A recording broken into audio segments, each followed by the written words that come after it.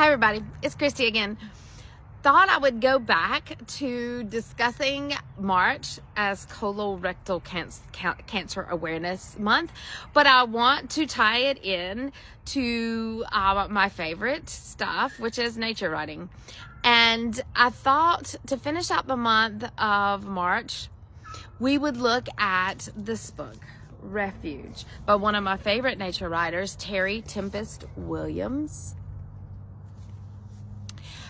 She is a naturalist and writer, poet. Her family heritage is of Latter-day Saints. She grew up in Utah. And I read this book for the first time when I was in graduate school at Converse in the 90s. It would have been 96 or 97. This is actually the book I used when I was a graduate student there. And I remember just being blown away by her imagery. I loved it. I loved the mother-daughter relationships in it. So I kept it. We English majors often do that. And then when I started teaching AP English language, the epilogue for this book was in our textbook. And so I would teach the epilogue. And what she does in this book is she discusses her own battles with breast cancer. Now, she doesn't have colon cancer, but she has breast cancer, or she had breast cancer.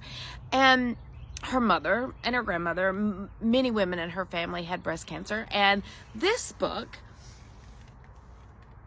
describes watching her mother battle breast cancer as she begins her battle with breast cancer. But she draws a parallel among three things. As she battles breast cancer, she is also watching the rising tide of the Great Salt Lake. And as the Great Salt Lake rises, it affects the migratory patterns, the numbers of birds. And so each chapter lists the depth or the height of the Great Salt Lake. Each chapter is titled for a different bird, and we learn about her breast cancer battle. Now, when I found out that I had cancer, one of the first things I did was go get this book and read it again, because I wanted to look at it from new eyes of someone who has cancer and empathize or connect with her in a new way. But the end of the book, the epilogue, she draws a very interesting conclusion. She finds out that she grew up very close to where nuclear bombs were tested in the 40s and 50s. And she traces the origin of breast cancer in her family to the nuclear bomb testing, the fallout from all of that.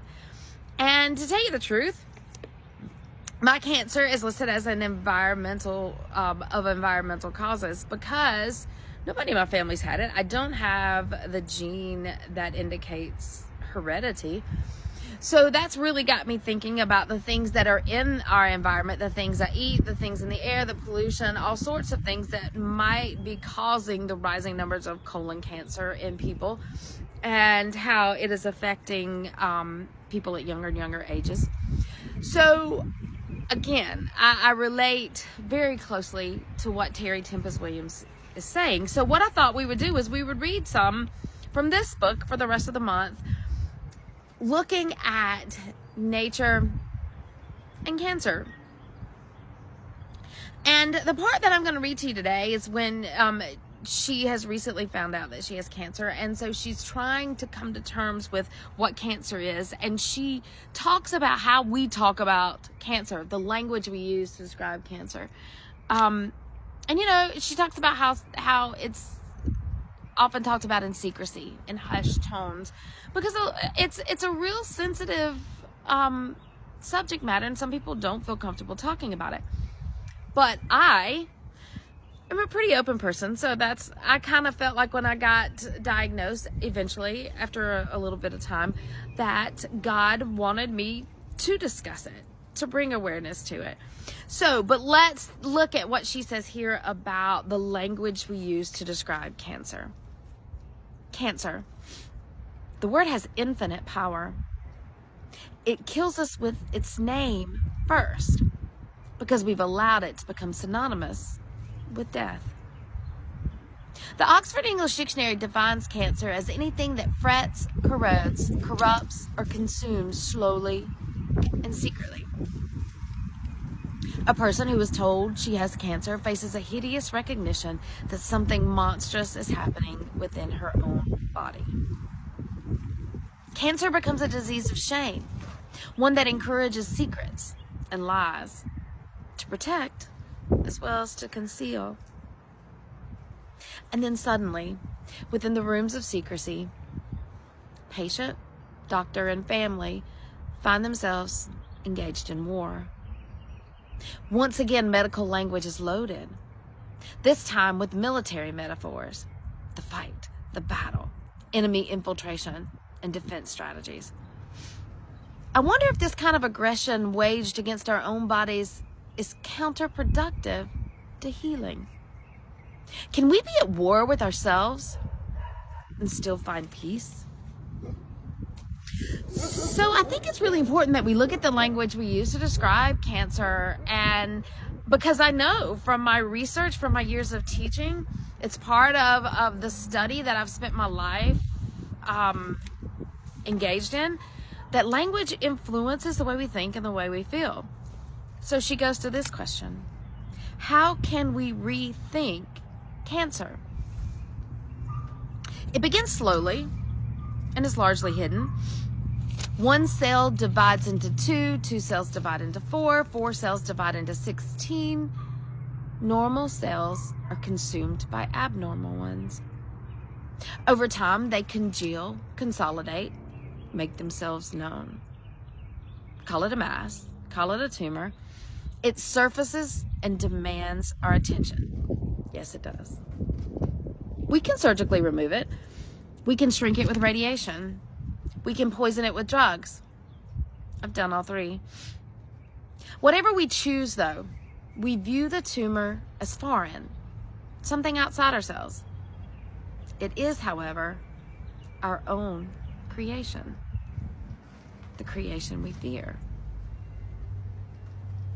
The cancer process is not unlike the creative process. Ideas emerge slowly, quietly, invisibly at first. They are most often abnormal thoughts.